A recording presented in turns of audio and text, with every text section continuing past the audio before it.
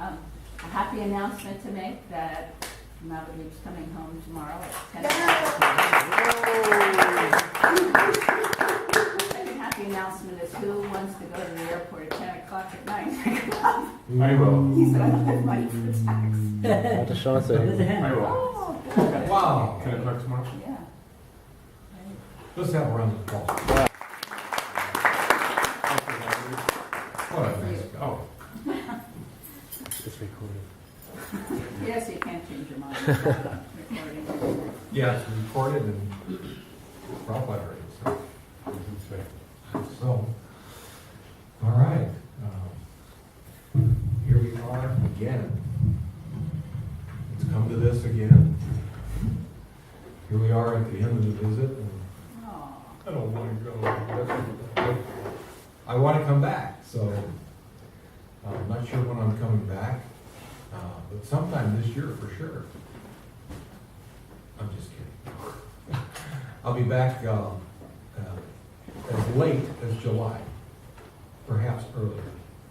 So I'm waiting to see what Krishna's going to do to my travel plans. So waiting to see what the NAGBC EC says. So anyway, we'll see.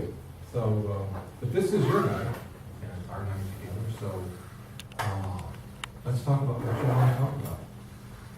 Questions, comments, criticisms, chastisements. Yes. I was having dinner a long time ago with a family that was Seventh-day Adventist, and they were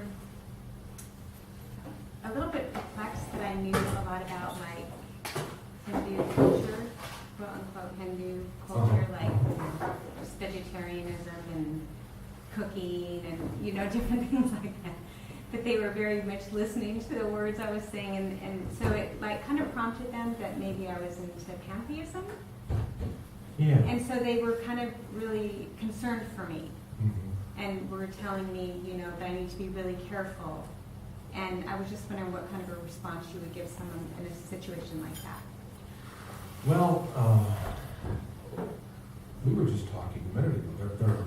There are so many people, so many folks that say, wow, it's either our way or you're going to fall off the edge of the earth.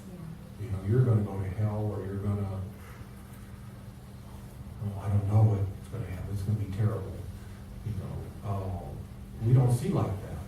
We say, if you want to get to Krishna, the loving relationship with Krishna, as far as a worldwide organization, we're more than likely the only game in town to get you to that destination. But not everybody wants to go to Krishna. You see, not everybody is ready for an up-close embrace of the Supreme Godhead. You see, not everybody's ready for that. They may not even know that he exists. Well, yeah, and they may not know that that's available out of on reverence or fear or whatever. They may see the Supreme in a different way, and they may prefer that, and that's okay. There are destinations for them. They can go there. We're not saying we're right and everybody else is wrong. God is unlimited. He has unlimited names and unlimited personalities, of which he says, Krishna says, I'm the supreme personality of Godhead. Krishna says that with such vigor that he's convinced that he's the supreme personality. Meaning, of all my personalities, I, Krishna, this cowherd boy, this, Krishna's not, he's not into awe and reverence. This approachable, lovable cowherd boy. This is my supreme. This is my favorite personality. It's my supreme, and from which all others come. And it doesn't mean that they're any less, but if you want that loving relationship where you don't always have to, if you were if you were having dinner with the president, you know, I mean, wouldn't you be a little nervous? You know, I mean, maybe a little bit, you know. What if you're having dinner with Vladimir Putin? You know, guys like that, he's a little bit nervous. How do I address him? What should I say? What's the etiquette? You know, I don't want to offend him. You see, well, you know, Krishna is, if we're having dinner with God, we certainly don't want to, I mean, if that's your desire, I want to have a relationship with a personality of Godhead that accepts awe and reverence, you know, because I want to grovel and I want to keep him a little bit distant and offer awe and reverence. That's okay. There are personalities of Godhead there. But God himself doesn't want, what does he need with awe and reverence? He wants your ultimate love. That's what fuels him, you see. So he wants a closer relationship. We may not want that. So some people, they feel like, oh my gosh, you're into something that's going to send you to hell. You know, pantheism. Pantheism is basically, the definition is worshiping the creation of God as God. The American Indians, they saw the creation as, although I believe they did believe there was a great spirit, but they knew nothing about, not really much about it, but basically worshiping the creation. So worshiping the energy of God. And we want the energetic. The devotees of Krishna are subject to tremendous lust. We're lusty for Krishna. We want him. We want to own God. We want him to be ours. You see, I don't want to ever. Once I get a hold of him, I'm not letting go. It's not like when I go back to Godhead that I'll get. His people will come by and say, oh, I can pencil you in for lunch on Tuesday, or perhaps dinner on Thursday. You know, it's not going to. I'm expecting that I want to get to Krishna right away, and I'm not leaving. I'll sleep on his doorstep. He'll trip over me when he comes out the next morning. You see, I want him. I want to keep him. You see, he's that attractive. What makes him so attractive is he's so loving.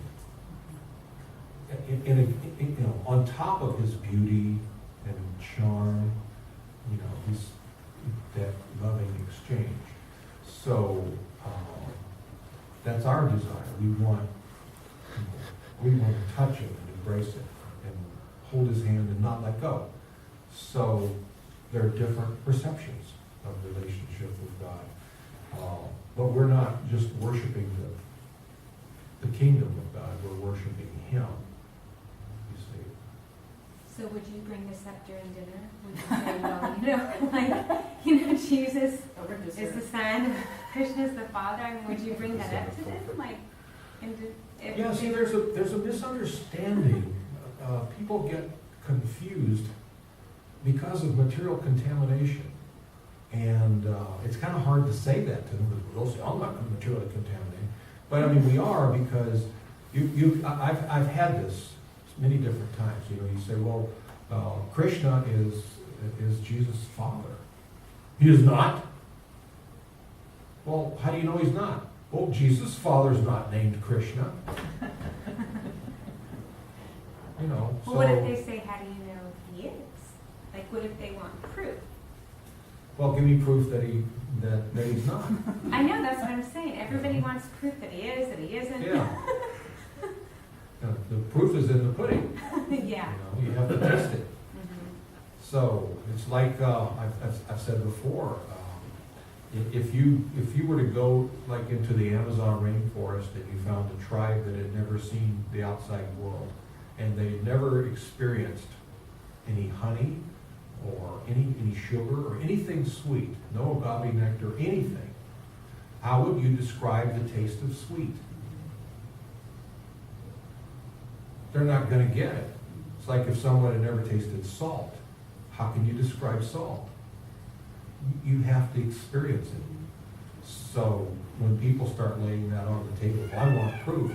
Well, we've got proof, but you gotta taste it, you see. It's like on that proof issue, you know, Ritutwaj Maharaj.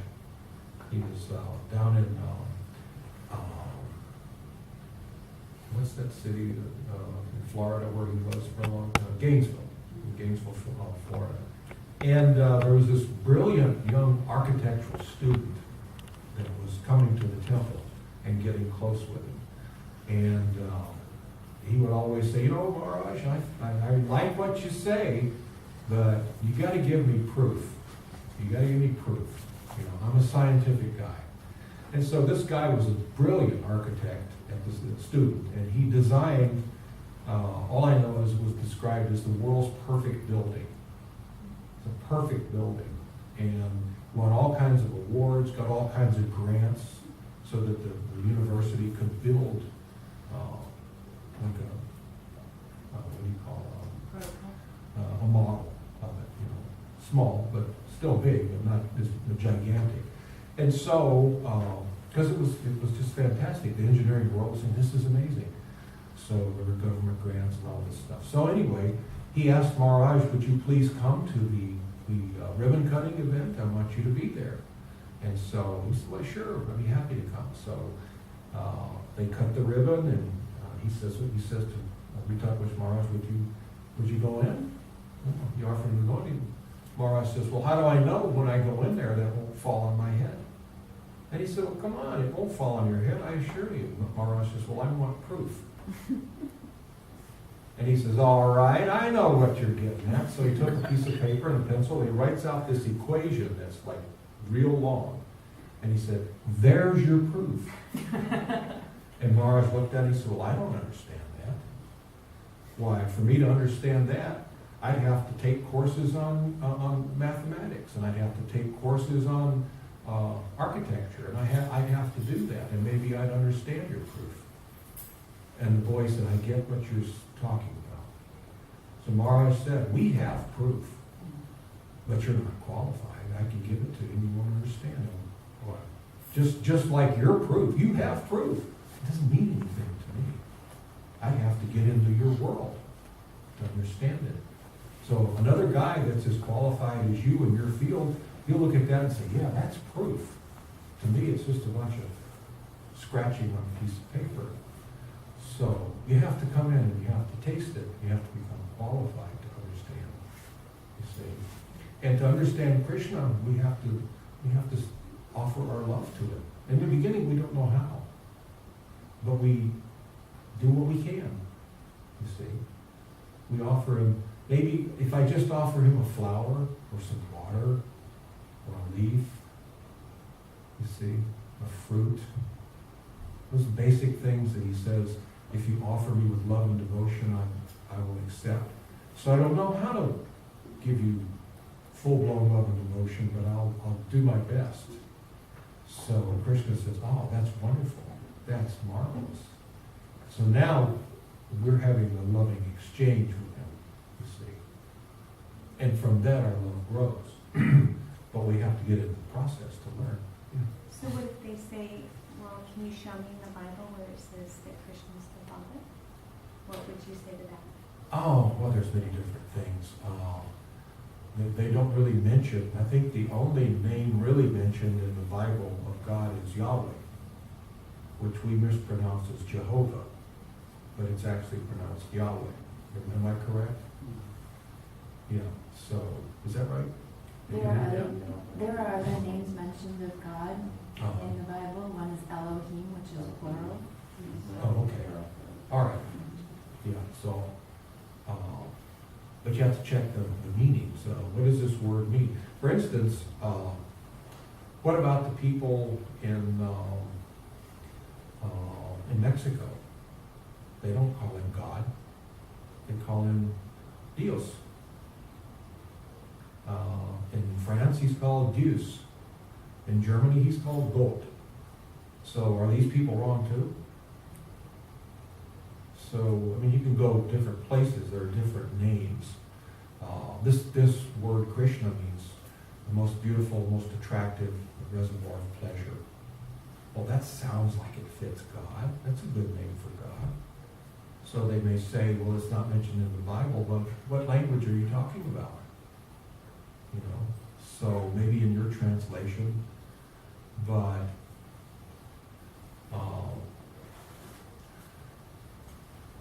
you see what I mean? Well, and then I said to them, I said, well, does it, because they were saying, everything you need is in the Bible. Every answer, everything is in the Bible. So then I said, okay, well, can you show me in the Bible where it says that if you get sick, you should take a prescription medicine? Does it say that in the Bible? That's pretty good. That's a good comment. Because, you know, I'm really into health, and so, you know, I always kind of just come up with different things that kind of just come up for me. Yeah. And I, you know, so, but does it really say in the Bible, you know, that you should take prescription medicine if you become ill? Like, is this the preferred method that one should take if they get ill? There are people who would say that it's in the Bible it says you shouldn't take prescription medicine. Yeah, 'cause that's there what are- I'm saying, and yet so- people are doing it around the world. Yeah. And I disagree with that, because when I was a child, I went to the Baptist church, and I had a lot of questions. I got on my Sunday school teacher's nerves because I always had these questions I wanted to know. And, you know, she would try to call on somebody else other than, when she saw my hand up, she was like, oh, no. Because, I got told time and time again for years, there are just some things God doesn't want you to know. And I thought, well, that's just not a good answer. I don't believe you. So, when I started reading Bhagavad Gita, I felt that all my questions that I had in Sunday school were being answered. Every page I'm getting another answer. The philosophy explained. It's just like you say, well, what about a child that's born in a foreign country and starves to death at age 3? You know, why would God let that happen? Well, there's just some things God doesn't want you to know. Well, they're not explaining the law of karma. For karma to make any sense, then you have to also have transmigration of the soul, reincarnation. Otherwise, how could that child have got that karma in 2 or 3 years? You see, so once you get this picture, it answers all those questions. Now, they may say, well, I disagree with that. And two, they say, oh, reincarnation is not in the Bible, but it either actually is or it's been left out. Well, Father Jorge tells me that it is. There are. He's given me a couple of things that I wish that I had them with me. But different verses in the Bible where they're saying, "I've seen you before. You've been here. We've been together before." Yeah, when in the Transfiguration, when people say it must be Elijah, they're seeing Jesus as transfigured, and so which indicates, by inference that they see one person, but he must be somebody else from another time period. There's a lot of it's very coded, and of course some biblical scholars will say that many of these.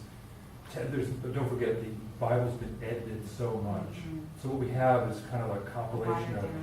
Yeah, and there's lots of things that have been removed. Mm-hmm. So things that did not correspond with what the organizational Christian churches wanted to present, they simply removed. So it's not an intact piece of literature like the Bhagavad Gita is. The Bhagavad Gita, of course, is one whole piece. It's very consistent, and there's no inconsistencies. Where the Bible is very, matter of fact, you can find things in the Bible that contradict. From chapter to chapter. So, And it's letters written by different yeah. folks and different people over spans of hundreds of years. And not to be critical, but I mean just to say it how it is, and then to say, well, it was divinely influenced. And okay, maybe it is, but I don't see that again, Brother Jorge doesn't come out. He knows the Bible. He's a scholar. 40 years in the ministry. You know who Jorge, don't you? He comes on Sunday and Wednesday night Bhagavad Gita class. He's a pastor at St. Michael. He's retired, but he's still pastor full-time. So he knows the Bible, and he says, I don't see any difference. I mean, he grew up with the Bible. And now as he's reading Srila Prabhupada's books, he's saying, no, this goes hand in hand. And he can quote verse on top of verse. He's amazing, when you get it started. If he's devout, he's becoming a Hare Krishna, wants to get initiated, but he's not going to give up Christianity. And that's okay. Of course. He sees how this is Yeah, they're kind of... according to him, this is a continuation. Jesus has brought me to this point over the last 40 years, and now I have the rest of the story. But I'm not giving up, anything that he's going to still be a pastor after he's initiated. See, he's not going to quit. It's not like, oh my God, I think Christianity is wrong and I'm stopping. No, it's nothing like that. He feels like, I'm understanding it more now. Now I'm getting meaning to all this. And that's so. I know some Christians in Dallas that are the same way. They think, wow, all of my life of being a Christian has brought me to this, and now I understand all that's gone forth, and this is taking me further. Oh, I also grew up very strict Christian, and and I've also realized that there's no contradictions. There's no contradiction whatsoever. And I tell my family, I don't see any contradictions from my perspective. And there's also that verse in the Bible that, and I know they've taken out a lot of verses about reincarnation, that where the disciples ask, what did this man do in this life or his past life that he was born blind? And they specifically asked that question. Yeah, I remember that. Yeah. And then Jesus doesn't deny that he didn't have a past life. He said, no, it's not that he did something in his past life. It's because of this for the specific reason. So how can that be if he comes into existence at conception?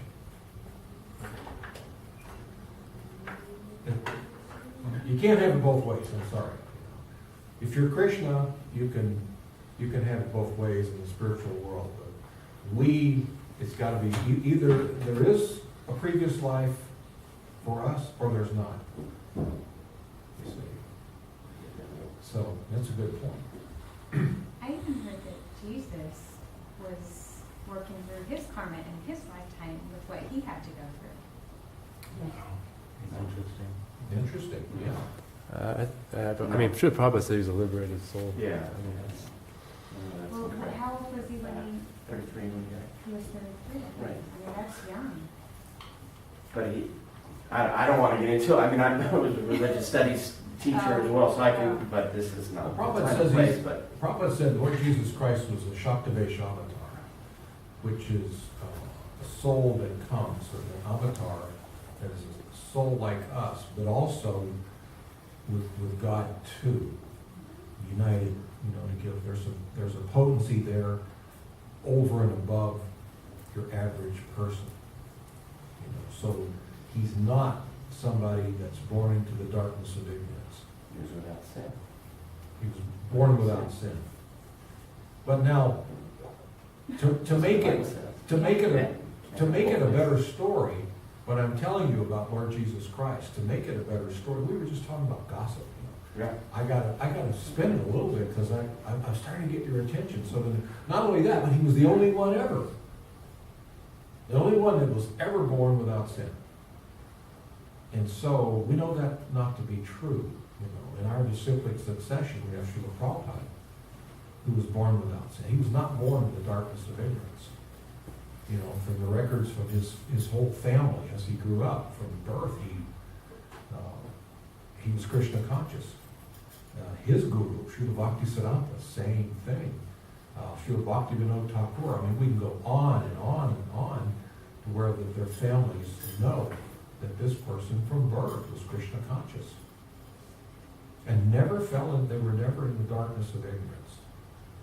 You see, they were like that all their life.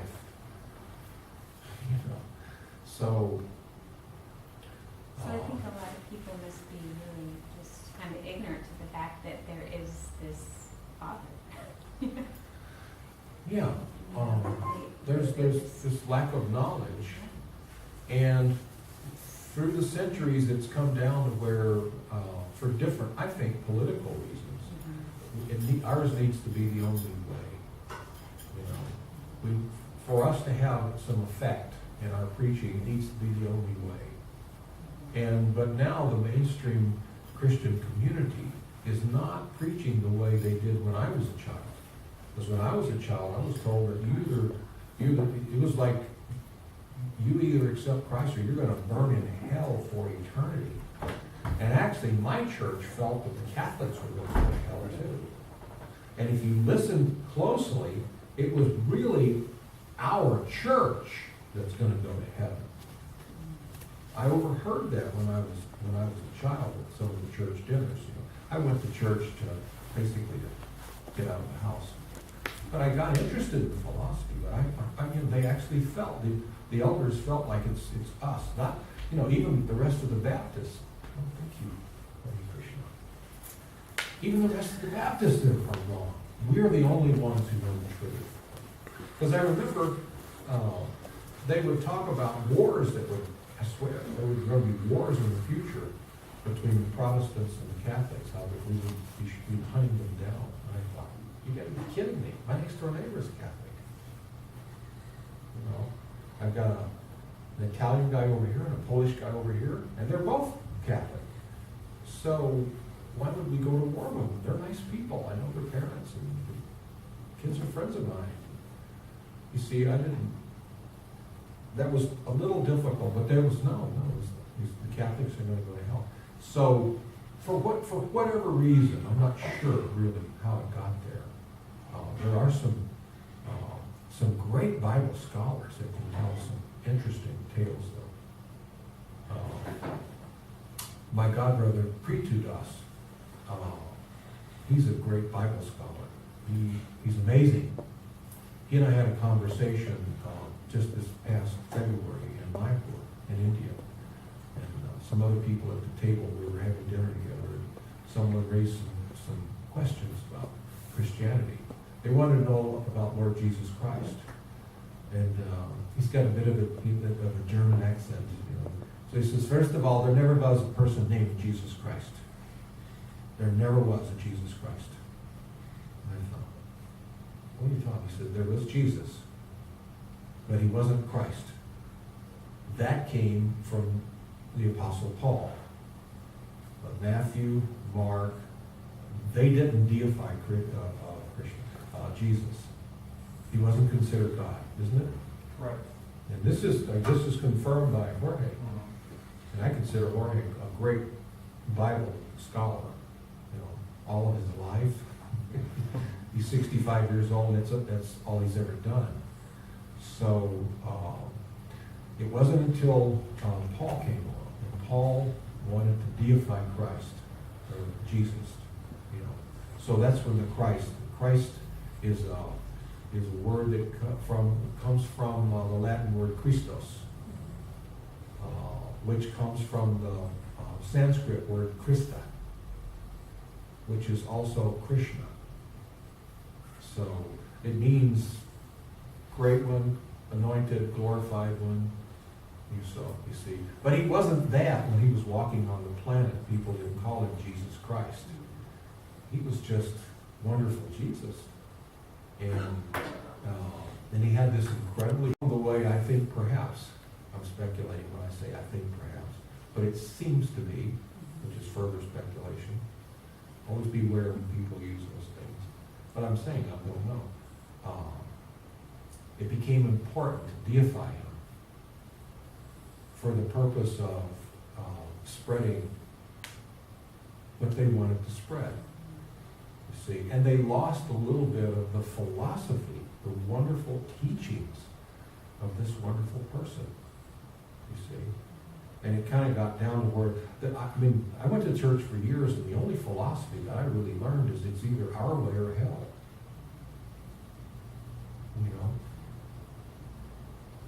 And that's basically it. It's kind of like, you get, if you accept Christ as your Savior, that you're going to go to heaven. If you don't, you're going to burn in hell for eternity. And that's what I remember. I mean, there's probably a little bit more, but you see what I mean? So.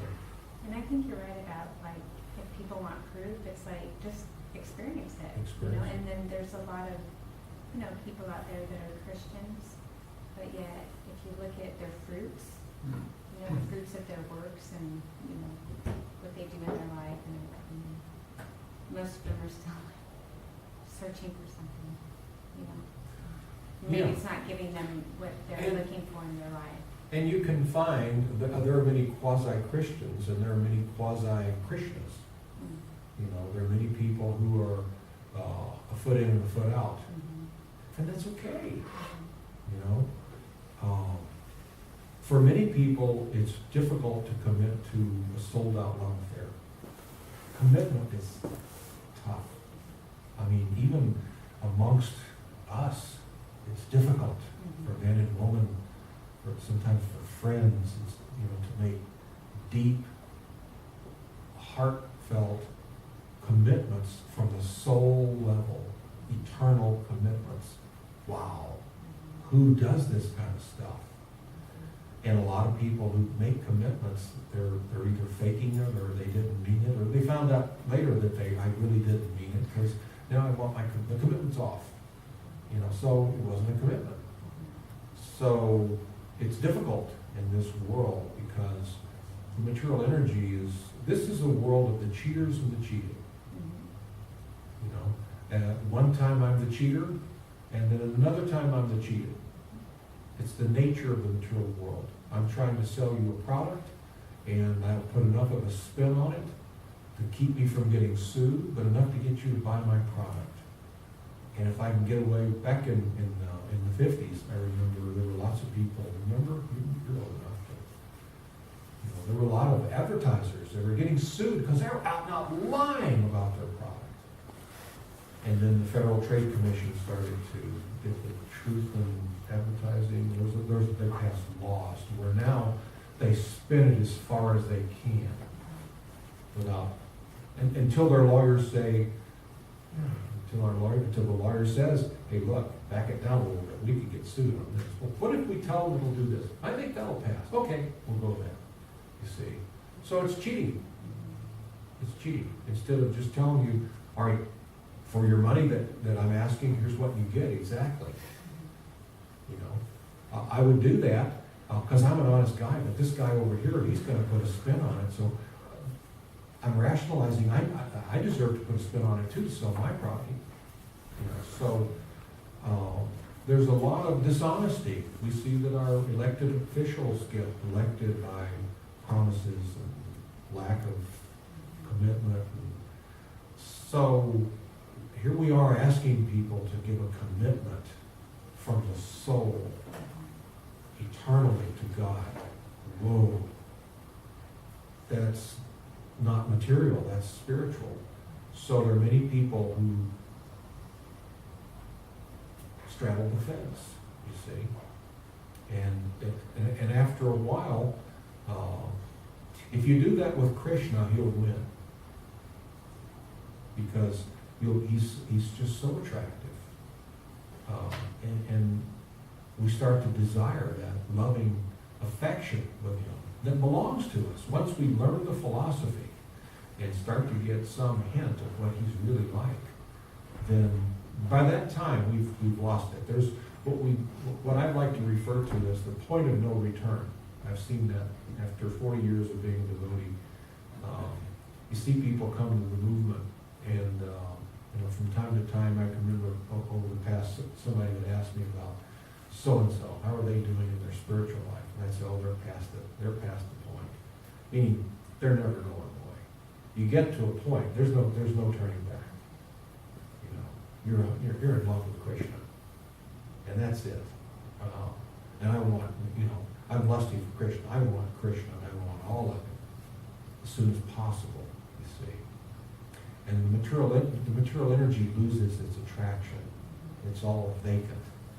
You're in a world, it's just like, I can remember sometimes being in a city, and I'll get there, and be staying in a hotel. And I'll get in late and I have a program the next day. But, and I'm hungry. I'm thinking, I need something to eat. So I look out the hotel room window and there's restaurants everywhere. And I think of water everywhere, but nary a drop to drink. There's all this going on out there, and I don't want any of this stuff, you know. There's hardly anything out there, so I think, well, maybe I'll go to the store and buy some apples, you know. Because, so we get in, we're in the world, but we see no value to it. We see that there's nice, pretty flashing lights, and there's so many things that people want you to accept and leave your money and whatever, but the devotee sees all that as just glitz and glamour. We see a handful of jewels. If I can't use it in Krishna service, it's just a handful of broken glass. It's useless. No taste. And like you said, the proof is in the pudding. It's Just in the look pudding. at how many people that are like movie stars, or look at like how many people end up in divorce. Like Yeah. they think that they're getting something that they're really not, and then they're not satisfied, and then it's divorce time, you know, or Yeah. you know. So once you get an experience or a taste of this relationship with God or Krishna, then It's like Eureka. that's like the I proof, found it. you know. You feel how satisfied you are. But you've got to taste that. Yeah, but you have to experience Yeah. it and give it a chance before you can judge it and say, you know. And even if you get a little taste, that's enough to make you want more and more until you get to the point where you don't even know it, but you're sold out. You're not, you know, from time to time we have devotees that have a problem with management. They butt heads with management, either on a local basis or on a national basis or an international basis. They disagree with the GBC or the governing body commission disagrees with them or whatever, and they say, well, the heck with you. They leave. And what do? They're devotees. They're still Hare Krishna devotees, but they're just saying, I'm not part of this organization. They don't go out and blend back in with the material world and start. I've seen that over the last 40 years a lot. And typically what happens is they come back, everybody kisses and makes up. No, I'm sorry, I said, well, it was my fault. No, it was my fault. You know, so. Yeah, I mean, we're all humans and we all have frailties, and We make mistakes. then time, you know, I think time is our best friend. Yeah. You know, to heal and Yeah. come back and make amends, and yeah. Like For those of us in the material world, we have certain flaws. And one of them is we have a tendency to cheat others. We have a tendency to come under illusion. Material energy eludes us. We have a tendency to make mistakes. And we have imperfect senses. So my senses are imperfect. I can mistake what I see, mistake what I hear.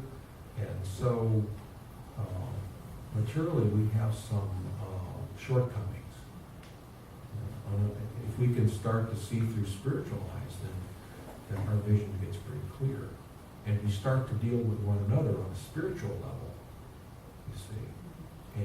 And that changes relationships. Go ahead. I'm sorry, I don't want to monopolize. Oh, yes, you do. Go ahead a minute. I just, all these questions are coming up. That's okay. I'm like, oh my God, I got one more question. Nobody else is putting their hand up, so the heck with I it. hope you guys are enjoying this conversation.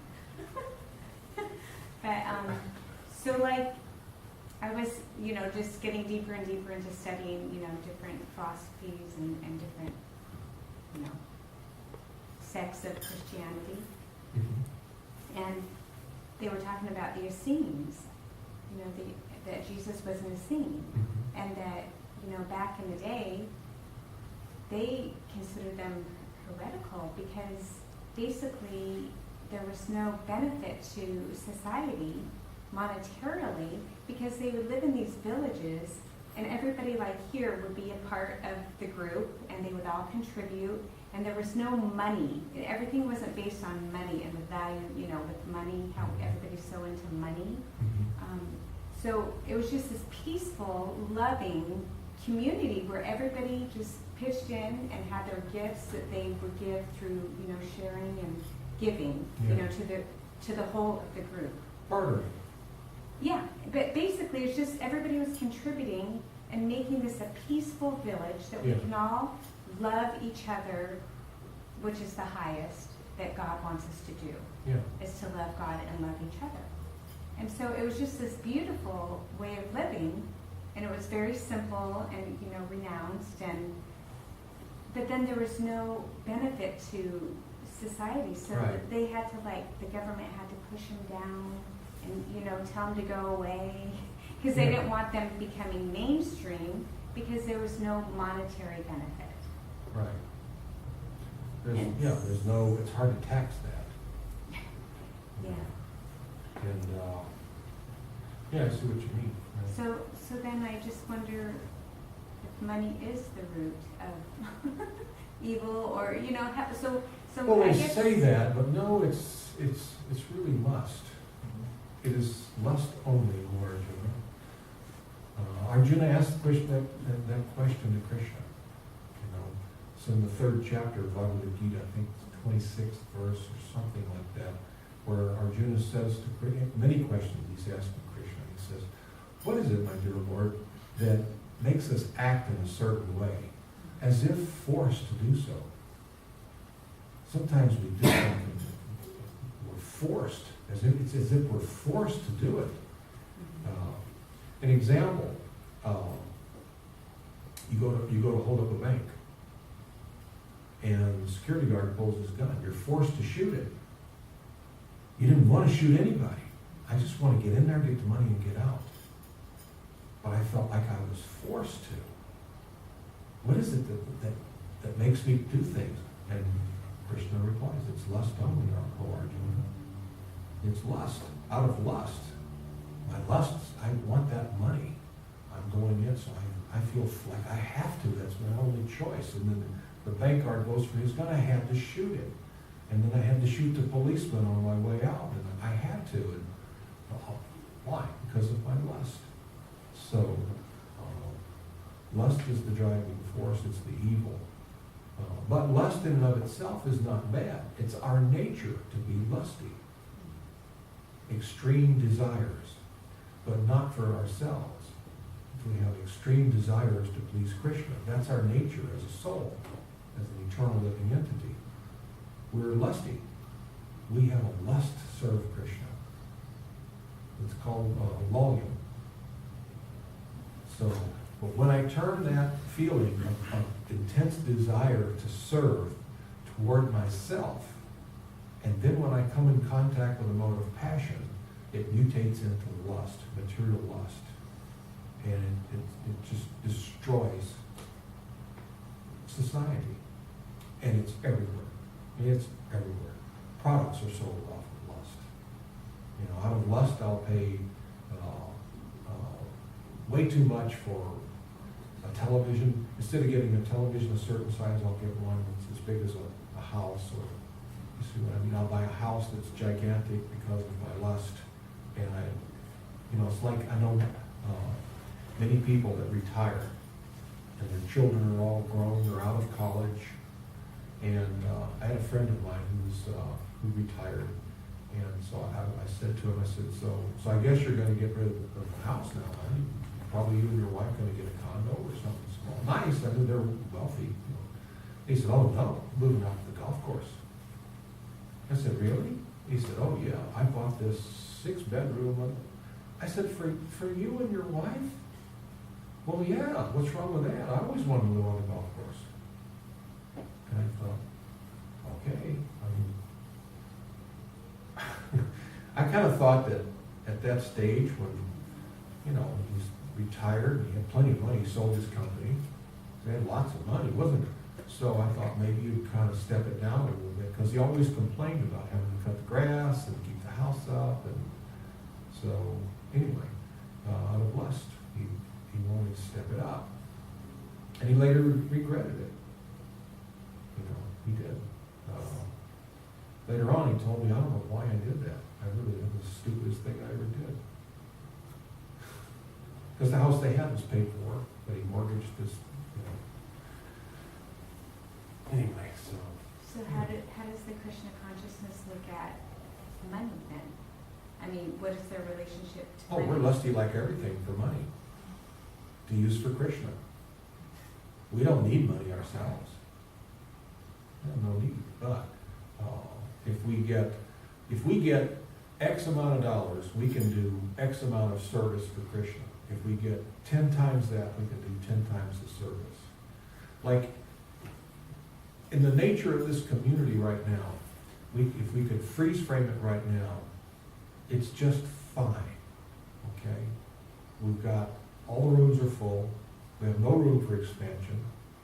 So if we just said, this is what we're gonna do, we're gonna level off on the restaurant and we're gonna kind of kick back and just manage what we have.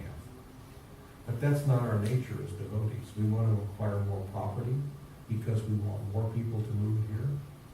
We want to draw more people here by introducing aquaponics. We're going to have the biggest aquaponics in Tucson, and we're thinking about doubling that even before we really get going very far. We want more people to come, you see. Not for us. It means more work, more management, more headaches, more bliss because we're pleasing Krishna, you see. So we're lusty like everything. We want all the money we can get. But yet we don't need it. We don't really need it, you see. I know that whatever money Krishna sends me, I have to use in his service, you see. So sometimes I get donations, and sometimes the donations are much higher than I'm used to. And I feel like, what are you doing, Krishna? So, you're giving me more service. I have to use this in your service, so I've got to get creative. What do I do? What do I do with this? So sometimes I'll donate it to the temples, whatever. I was able to make a donation to the Temple of Vedic Planetarium this year when I went to India. Because Krishna stuffed my pockets with money. No, I'm not talking about, for me, a lot of money is a few $100s, a couple of $1,000 is a ton of money to me. When you're just a homeless beggar, that's a lot of money. So, but, he does that. He likes to see you squirm to serve him. Because what are we going to do with it? We can't let it sit. That's not our policy, to let the money, to bank the money, and no, we use it in his service. We have faith in him. Whatever comes in, Prabhupada said, you spend on service. Have maybe a little set aside in case we need to make a payment or something like that. A little bit of a reserve, but the rest we keep engaged in service. So, how do we overcome this material lust? We turn it around. Instead of, lust in and of itself isn't bad, it's the direction that it's traveling. If I'm lusty to please me and to enjoy the material energy, it gets me in way deep, in a karmic mess, you see. But if I turn my lust back to Krishna, to want to serve him, now I'm situated in perfection. And now all of a sudden, everything works, and that starts to free me from karma. And it also probably lessens your attachments Oh yeah, too. attachments fall away. Yeah. There's no our attachments and our attractions. You see. Thank you. Thank you. Good question. Well, we're going to steal the show. Do you have any more questions? No, thank Just you. kidding. I'm ready for bed. No, that's good. Those were good. We got kind of a late start, so you guys tell me when you want to hold off. I'm sorry that we got a late start, but you want to go another question or two, or do you want to wrap it up? In regards to, people, when people say, well, how do you know Krishna's the Father? How do you know this, blah, blah, blah. 8 years later, I'm still so flabbergasted at this book called Bhagavad Gita that we have. I must have really underestimated over these years because I'm just really in love with it currently. So in situations where people want proof of this or that, since the text itself and the oration of it is 5,000 years old, which technically predates Western religion, is that enough proof to give to someone? Or to show proof in as much as like the Word of God? Proof is going to be in the heart. Okay. What kind of proof do you need that you're in love with somebody? It's a feeling in the heart. We're not dealing on a basis of fear. We're not saying you got to do this or you're going to really be in trouble. You see, it's a different philosophy. If you offer loving devotional service to Krishna, then you get a loving relationship with Krishna. That's the prize. You see, it's kind of like the carrot instead of the stick. So instead of you better do this or else, let me tell you what's available: a relationship with God, with the Supreme Godhead. That is so sweet we can't describe it. You have to get some transcendental understanding to understand what's available. You see, but not everybody's going to be attracted. Not everybody. We don't pick and choose, though. We don't have the right to pick and choose who we offer it to. We make it offered to everybody. So, but some people are going to say, thank you, no. And that's okay. We love them still. You see, you can't love Krishna without loving everybody else. It's not possible. And if you find someone who professes to be a devotee who doesn't, then they're having some devotional problem in their advancement. But we see the divinity in everyone. We see everyone as part and parcel of Krishna. Everyone is already a devotee of Krishna. Some people know it and some people don't. Some people are ready to come forward and resume their service to Krishna, and some are not. And they have free will. And we have all respect for that free will. If Krishna won't take it away, what do you think he would do to us if we tried to take away their free will? He wouldn't like that. So it's not our position to remove free will, or we simply make the offering and say, this is available, this is very wonderful. And the main thing with us, the most important thing in our preaching is for us to be devotees. Okay, so if it's true, you do it. If you've got this philosophy of serving God, let me see it. You talk about loving God and everything's wonderful, I want to see it in your life. So instead of telling me, preach by doing it. Show me, what's your example? That's what's happening psychologically with people. So some people say, well, the devotees of Krishna, they appear different than the outside world. Well, yeah, we're the same, but yet we are different in that from a material perspective, spiritual things are going to look odd. From a spiritual perspective, material things look odd. So somebody that's living a life of loving all living entities on an equal basis, not just the human beings, not just those of the same political persuasion or racial persuasion or whatever, you see, everyone on an equal basis, having respect for all living entities, talking that talk and walking that walk. That is the strongest preaching. So do it. First, you do it. You can talk it, and then sooner or later people are going to say, oh, well, that's great, but if you believe in this, why aren't you doing it? Wow, if you're not doing it, you just crashed and burned. See what I mean? But if you do it, and even if you do it and don't preach, people are going to ask you, hey, what's your philosophy? What are you all about? Because you're such an interesting person.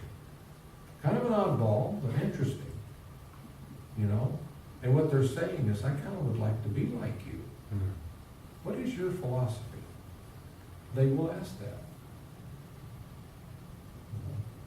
I remember when I was in professional life, when I was in business, in my household days, from time to time, I didn't talk about religion. Back in those days, you didn't talk about religion, back in the 80s. You know, politics and religion, you don't discuss, you know. So I didn't. But they knew I was a vegetarian, which back in the 70s was way odd. A little less odd in the 80s, but still pretty odd. But I had, from time to time, I had people that would say, what are you? You know, you're not like anybody else. And I'd say, whatever do you mean? Well, don't be offended, but what are your political views? Well, I don't talk politics. What about your religious views? And I would give them some little taste without saying, well, I'm a Hare Krishna. But I would give them philosophy. And from time to time, people would say, where do you get that? Well, I study Bhagavad Gita. The Bhagavad Gita. I read that. Einstein read it. Thoreau, Emerson. And, oh, really? Yeah. You know, but that's as far as I could go. I made the mistake a long time ago of revealing my religion, and I was fired. And I was a leading salesman in the company. They didn't like it. That was in 1977. What did you tell them was your religion? Back in the 70s, I told them I was a Hare Krishna. Oh. And I was the #1 salesman at the time. And they didn't like it. They did not like it. And they even told me that they were firing me because of that. Well, could you have just said, well, it's not my religion, it's my philosophy? Yeah, but I was so excited about being a Hare Krishna that I was telling everybody, you know, I wanted to tell the world. And they thought, wow, we can't have this. You know, our #1 guy is a Hare Krishna. They were, most of them were Jewish, and some of them, of the management people. So I'd say a third were Jewish, and the rest were Protestant. And they didn't talk about their religion, and they didn't want anybody else talking about theirs. So, especially, there's no room in here. We've got Jews and we've got Christians. There's no room for Hare Krishna. So, and my supervisor, when he fired me, he told me, he says, it's not your work. I mean, you're the best salesman we have. It's just that, you know, this Hare Krishna thing, we can't have it. That was before, I guess, there were suits. He just came out and told me it's because of this. And we know you're not going to give it up. So, gee whiz, it's not going to work. But I felt like, oh, okay, whatever. Krishna took care of me. You think you had more faith in him than your employer? Yeah, exactly. Krishna took care of me. That's the proof in the pudding, right there. Yeah, and Krishna will give you proof again and again and again and again and again. No. He will give you the proof. I have another just quick question. Sure. Where was Prabhupada, or where was the Krishna consciousness before Prabhupada brought it? It was in India. Okay, but was it known? Was it flourishing? Oh, yeah. Oh, yeah. Okay. It's known for thousands, upon thousands and thousands of years. The Vaishnavas, which is what we're Vaishnavas, they've been present forever. And people in India know what the Vaishnavas are. Right. And most people in India, they have all respect for the Vaishnavas, because they feel like you guys you're doing what we can't do. And the reason why is because they would rather go approach the demigods. See, in many of the, like if you go into a Hindu temple in America, you'll see Radha and Krishna in the middle, and then all the demigods around. It's like shotgun. They worship everybody. But they're careful, to not get too close to Krishna.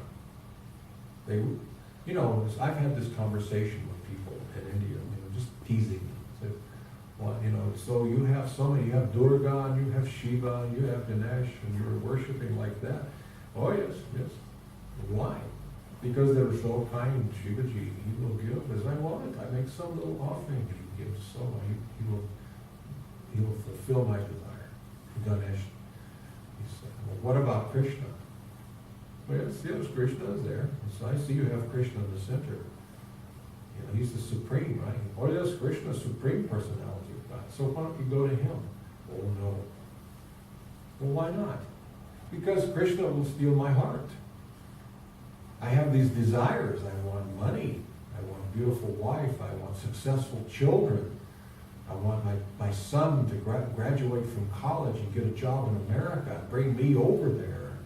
I want. And if I go to Krishna, I'm going to fall in love with him. I'll give up my material desires. I'll just want him. I don't want that. I want my desires. So Krishna is there. Oh yes. But I would rather go to one of the department heads. They're going to fall in love with Ganesh. They're going to love it that he fulfills their desire. You see. And they're open and about. They admit it. Yeah. I'm religious because I get. Give me this day my daily bread. That's what I want. Now that you've delivered it, you can go.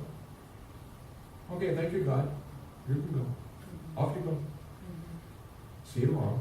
But they don't try to hide it. They don't say, oh, but I love. No. I want. So I'll make some offering. I'll give some puja. And I get my reward. It's an honest deal. But not to Krishna. The Vaishnavas, they worship Krishna. But they don't want anything but Krishna. And I'm not ready to be like them. And incidentally, when they just want Krishna, guess what they get? They get everything. They get everything. Which is the juxtapose of all of it. Right. But they don't see that. Yeah. You see. Yeah, so they're afraid. But they have all respect.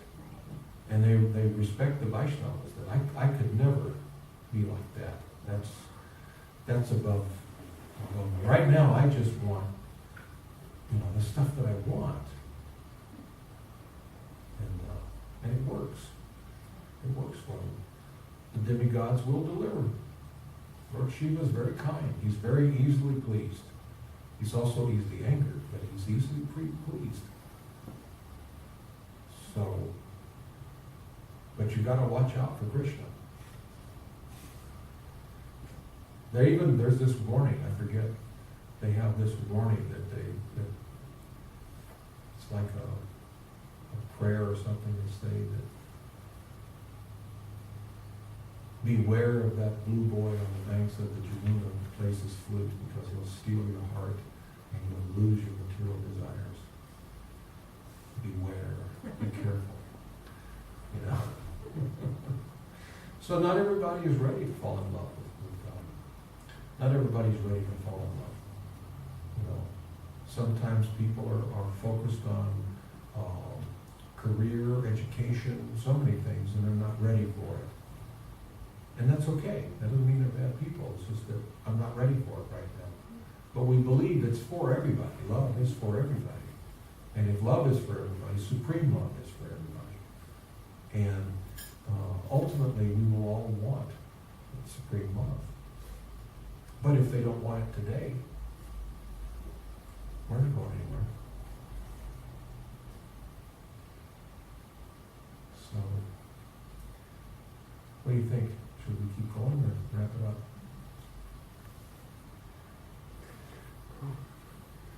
It's getting kind of late, isn't it? Yeah. I think maybe we should just wind it up. So thank you all so much. Yeah. Can you give us a little preview of what you'll be doing in the next few months before you come back? I'm going from here to El Paso.